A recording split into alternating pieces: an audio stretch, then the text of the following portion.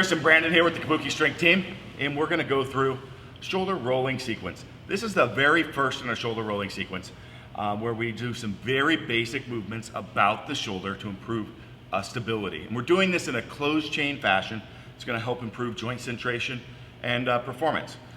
A lot of times we have issues with integration of both shoulders and hips. And so this is a hinge pattern sequence that we're teaching here. We're gonna teach a couple of them here. But the first is, we're gonna start rolling about this shoulder, and as he's driving away, notice his palm is going down and towards the ground, and then he's gonna pull his hand back towards his face as he comes up. Boom. Like you're driving and gonna grab the ground. Because that's essentially what we're gonna be doing in further sequences, is pushing off the ground. It's a developmental pattern, and then basically bringing something towards your face if you've grabbed it. Notice he's moving and opening the hips at the same time.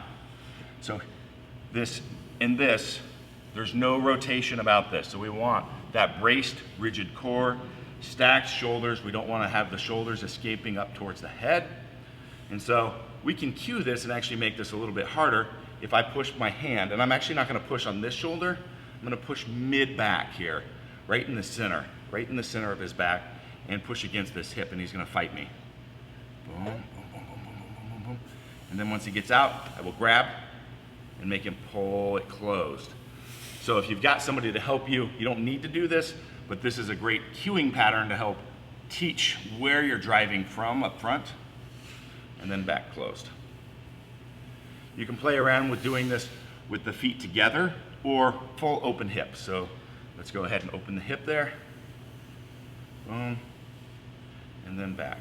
And you're only gonna roll so far till you start feeling some tension on the back of the shoulder.